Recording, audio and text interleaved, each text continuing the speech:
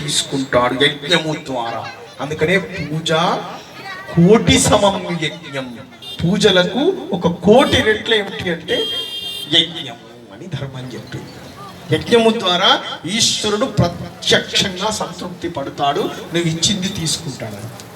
ఇక రెండవ సందర్భం, ఈ అమ్మ చక్క అమ్మవారికి మంచి గుడాన్న ప్రీతిమానసామికి ఇష్టమైనటువంటిది ఏంటిది గుడాన్నం అంటే అంటే పరమాన్నం అంటే బెల్లం అన్నం కలిపి తయారు చేసినటువంటి ద్రవ్యం. అది పెట్టామనుకోండి, పెట్టి అమ్మ తిను అంటే తింటుందా? తినదు. మన దాంతో సమానమైన ఫలితం ఎట్లా వస్తుందంటే, సాక్షాత్తు ఒక గోశాలకు వెళ్ళి గోవుకు మీరు గ్రాసం అందిస్తూ ఉంటే ఆ గోవు తింటూ ఉందనుకోండి, అమ్మవారిని మీ తోడ మీద కూర్చోబెట్టుకొని పాయసం పెట్టినటువంటి ఫలితం మీలో వచ్చి తిరుగుతుంది. గోసేవకు ఉన్నటువంటి గొప్ప ఫలితం. గోవు సాక్షాత్తు జగదంబిక, నడుస్తున్నటువంటి పరాంబిక ఎవరు అంటే గోవు. గోసేవ చేయండి, దాని ద్వారా పరమాత్మ ప్రత్యక్షంగా తీసుకుంటాడు. ఇంకా మూడవది ఏంటి తెలుసా? మీ ముందున్నటువంటి ఝోలే, నాది నేను అనుకున్నటువంటిది ఝోలెలో వేసి గురువు గారికి నమస్కారం చేసుకోండి. చక్కగా మన బాధలన్నీ తీర్చి మనకు ఈశ్వరుని వైపు అడుగులు పడేటువంటి విధానాన్ని ఇచ్చి తీరుతాడు డెఫినెట్గా. గురువు యొక్క కథ ఇంతకుముందే మనం ఈ కార్యక్రమం ప్రారంభంలో చెప్పుకున్నాం. హరవురుష్ఠే గురుస్త్రాత గురవురుష్ఠే కశ్చన. ఏదన్నా చేయగలుగుతాడు గురువు గారు, లోకంలో ఏదైనా చేయగలుగుతాడు. ఆయన ఇష్టం మనల్ని తరింపజేసేటట్టు చేస్తాడు, తుంచి అహంకారాన్ని తీసివేసి ఈశ్వరుని వైపు అడుగులను వేయిస్తాడు గురువు గారు, సాక్షాత్తు దత్తమూర్తి. అందుకనే సద్గురు సాయినాథమూర్తి జోల ధరించి ఆయనకు అవసరమా చెప్పండి? ఎందుకు ధరిస్తాడు? అడుగుతాడు అనుకుంటాడు. గురువు గారు అడిగి తీసుకుంటాడు. అడిగేవాడు గురువు గారు. గుర్తుకుని అడుగుతున్నాడు మీ దగ్గర, ఆయన గురువు కాడు. ధర్మశాస్త్రం ప్రబోధించింది. ఏదన్నా అడుగుతున్నాడు అనుకోండి, ద్రవ్యం ఇవ్వండి, అది ఇవ్వండి, ఇది ఇవ్వండి అని అడుగుతున్నాడు, ఆయన గురువు కాదు. గురువు లక్షణం లేదు ఆయన. గురువు అంటే ఎవరు తెలుసా? ఇచ్చినటువంటి వాడు గురువు గారండి. ఇస్తాడు ఆయన. ఏమిస్తాడు? ఇహము పరము ఈశ్వరుణ్ణి అందు మిమ్మల్ని అనురక్తులను చేస్తూ ఉంటాడు.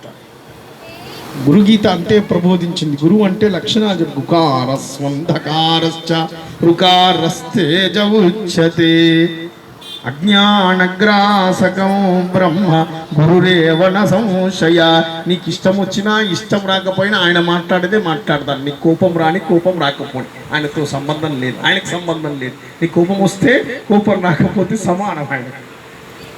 నీ అడుగును మాత్రం అహంకారాన్ని విడిచి ఈశ్వరుని వైపుకు వెళ్ళేటట్టు చేస్తాడు గురువు గారు. అటువంటి గురు పూజనాన్ని ఇప్పుడు ఝోలే పూజనం అని అంటారు. అది దత్త సాంప్రదాయంలో విశేషం. మీ కోరికలు ఏమన్నా ఉంటే, ధర్మాత్మమైనటువంటి కోరికలు ఉంటే, ఆ సద్గురువు యొక్క పాదుకలను స్మరణ చేసి అందులో వేయండి, ఝోలేలో వేయండి. సాక్షాత్తు మనం చేసిన ఏం తీసుకుంటాడు తెలుసా గురువు? మన నుండి మన కామం, క్రోధం, లోభం, మోహం, మదం, మాత్సర్యాలన్నింటినీ కూడా భిక్షాస్వరూపంలో స్వీకరించి మనల్ని త్రికరణ శుద్ధవంతమైనటువంటి మనస్సును మనకు అందిస్తాడు గురువు గారు. అటువంటి సద్గురువు చరణములకు నమస్కరిస్తూ చక్కని జోల పూజను ప్రారంభం చేసుకుందాం. ఇక్కడ అమ్మవారికి అర్చన జరుగుతూ ఉంటుంది, ఇక్కడ జోల పూజ కూడా జరుగుతూ ఉంటుంది. చక్కగా సంకీర్తన చేసి జోల పూజ అయిపోయింది కార్యక్రమం. జోల పూజ కాగానే హారతితోటి ఈ మహా కార్యక్రమం సమాప్తవుతుంది. తప్పకుండా మీరు అందరూ హారతి పర్యంతం ఉండి ప్రసాదం తీసుకొని మీ ఫోన్ నంబర్లు ఆశ్రమానికి ఇచ్చి వెళ్ళవలసిందిగా ఆశీస్సులను అందజేస్తూ హర నమః పార్వతీపతే హర హర మహాదేవ హర. చక్కని గురు కీర్తన చెప్పుకొని గురు పూజ చేసుకుందాం. దిగంబరా దిగంబరా సద్గురునాథ దిగంబరా దిగంబరా దిగంబరా సద్గురునాథ దిగంబరా దిగంబరా దిగంబరా సద్గురునాథ దిగంబరా దిగంబరా దిగంబరా సద్గురునాథ దిగంబరా దిగంబరా దిగంబరా శ్రీపాదవల్లభ దిగంబరా దిగంబరా దిగంబరా శ్రీపాదవల్లభ దిగంబరా జయరా మన పటు కుమారురా సేన చేయరా మన బ్రతుకుమారురా సేవ చేయరా మన బ్రతుకుమారురా సేవ చేయరా మన బ్రతుకుమారురా నమ్మి చూడరా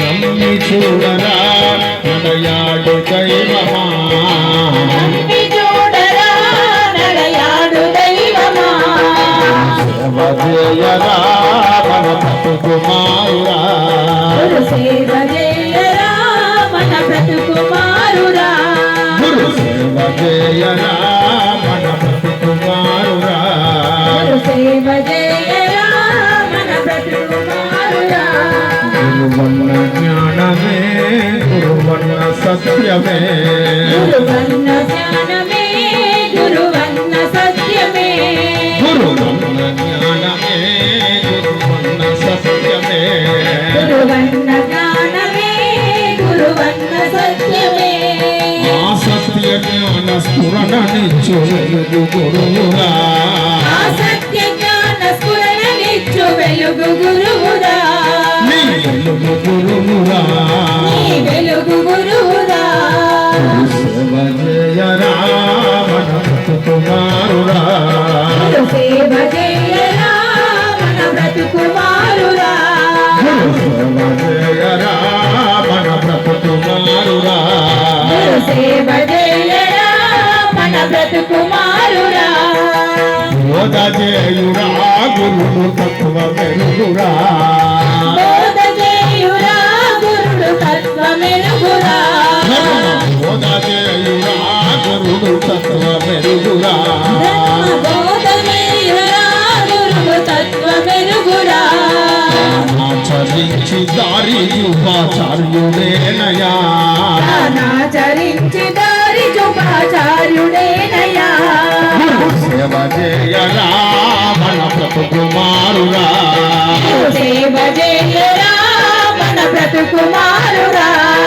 ఏమిస్తాడనకురా అన్నిస్తాడంటరా ఏమిస్తాడనకురా అన్నిస్తాడంటరా ఏమిస్తాడనకురా ఈ రోజుల్లో కలియుగంలో గురువు గారి దగ్గరికి వెళ్ళే ఏమొస్తుంది మనకు దట్టకం చెప్తాడా అది తీసుకుంటాడా ఇది తీసుకుంటాడా ఎంతసేపు సంపాదనని గురువు ఏమిస్తాడో తెలుసా అవన్నీ ఇవ్వడు ఏమిస్తాడనకురా అన్నిస్తాడంటారా ఏమిస్తాడనకురా అన్నిస్తాడంటరా ఉపదేశమిచ్చి ఉపదేశమిచ్చి కర్మ బంధములను త్రెంచురా ఉపదేశమిచ్చి సర్వ బంధములను తెంచురా ఒక సందర్భంలో ఇది గంగాసాగర్ నందు అమ్మవారు అవ్యాజమైనటువంటి కృతిని పలికి ఉన్నది.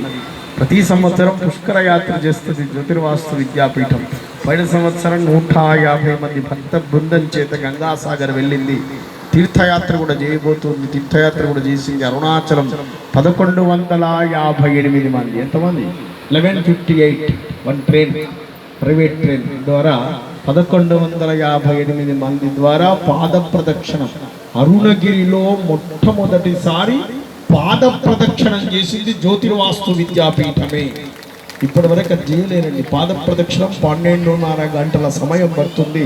అడుగులో అడుగు వేస్తూ గిరి చుట్టూ అవిశ్రాంతంగా సంకీర్తన చేత పాద ప్రదక్షిణం చేసింది జ్యోతిర్వాస్తు విద్యాపీఠం. మీరు కూడా అరుణగిరి వెళ్ళారనుకోండి. ఇప్పుడు అరుణాచలం ఈరోజు చాలా మంది వెళ్తూ ఉన్నారు. ఏదో నూతనం చూస్తున్నాం. అది దివ్యక్షేత్రం, మహాక్షేత్రం, సాక్షాత్ అదృశ్వరూపం. స్వామివారు కొండని కొండకు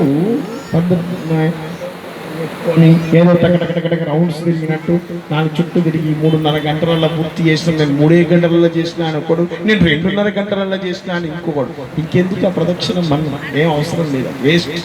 మీ ఛార్జీలు దండగా పోయి ఎక్కడ దాకా వేస్ట్. ఏదైనా ఒక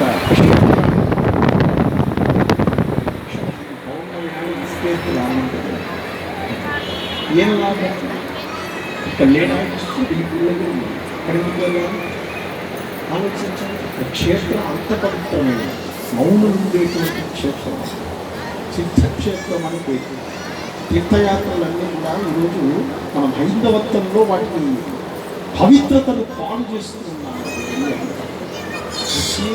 అక్కడ నియమం నీవు వచ్చినట్టు అక్కడ తీర్థయాత్రలకు వెళ్ళి లగ్జరీ రూములు కావాలంటే ఉంటాను, నాకు ఒక్కొక్క బాత్రూమ్ సపరేట్ కావాలి, ఒక్కొక్కటి అది కావాలి, ఇలా నువ్వు ఇంకెట్లున్నాను ఇంట్లో ఉండాలి, అక్కడికి అక్కడికి ఉండాలి. ఇంకే నేను ఇంకెట్లుంటానో అక్కడికి ఉంటా అంటే మహా తప్పు, నేరం చేసిన వాళ్ళం.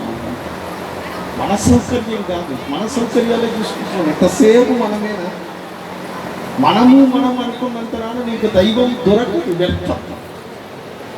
ఇక్కడ తెలిసి రాముడు లగ్జరియస్కి ఒక్కొక్క రూమ్లో ఒక్కొక్క రోజు